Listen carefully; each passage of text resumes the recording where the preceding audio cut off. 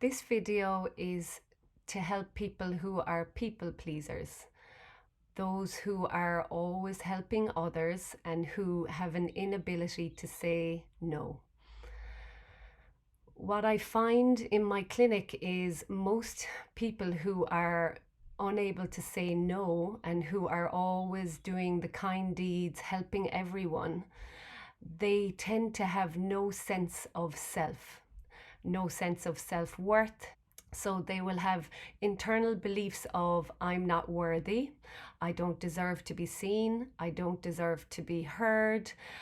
And at the other level, they hold on valiantly to the idea that they're a nice person. On the inside, however, what they find is they're constantly disappointed because other people don't think of them the way they're always thinking of others or being in other people's shoes. And they're constantly suppressing anger and rage for not getting their needs met.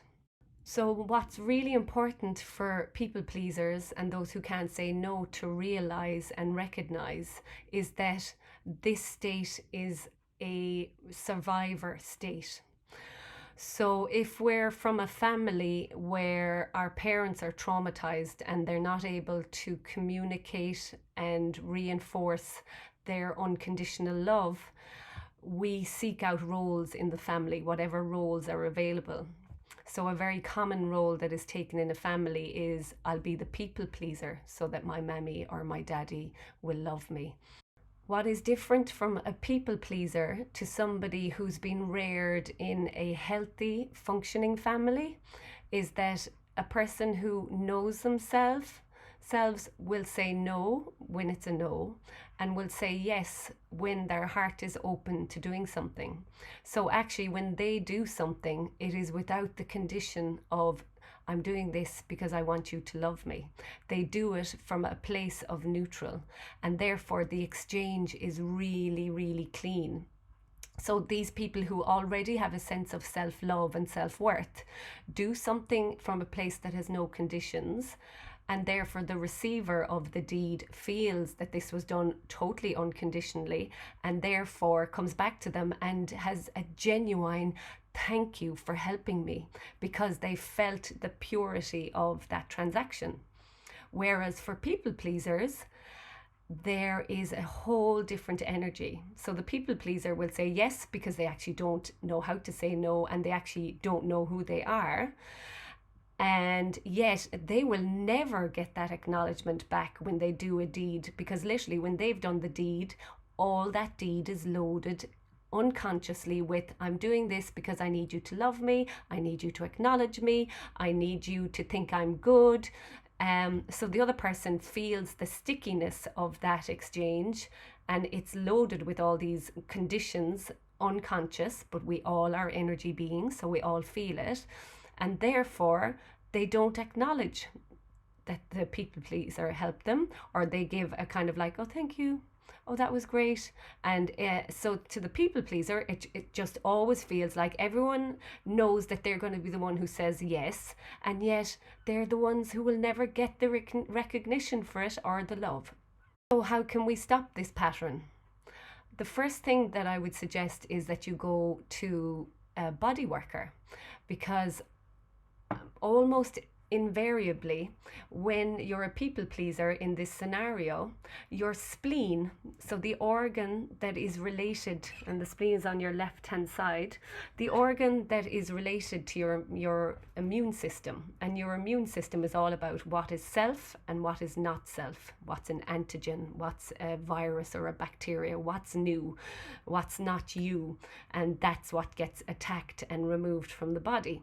So the spleen organ energetically is the main organ that I find in my practice related to a lack of sense of self, not worthy to be loved, not worthy to exist.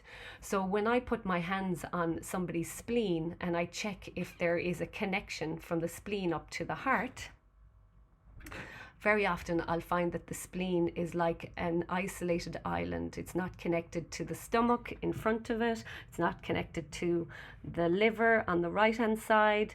It's not connected to the heart. It's not connected to the lungs. So as I invite a connection, very often on the plinth, my clients will suddenly get quite emotional because I'm attempting to connect self back to the heart. And when we do this, there is this awareness of all these blocks that are in the way for loving thyself. And therefore, if you can't love thyself, if a loving person even attempts to love you, it bounces back. So again, you won't even be aware that someone tried to give you the recognition or love that you needed. You'll block it unconsciously. You won't even know.